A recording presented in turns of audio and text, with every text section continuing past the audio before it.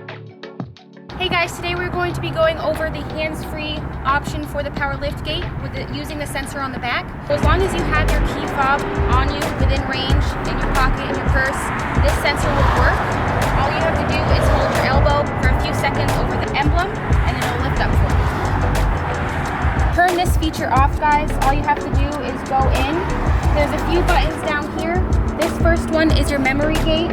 This dial here is to brighten and dim your dash cluster, but this one that shows your liftgate that says off is to turn that feature off. So all you have to do is push it insets a little bit, and then you know it's off.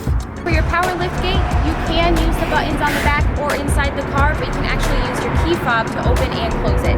Hold the trunk button down for a few seconds. You'll hear the car beep, and then it'll open or close for you. Thank you guys for watching with us today. If you guys have any other questions regarding your power liftgate, just stop by or give us a call.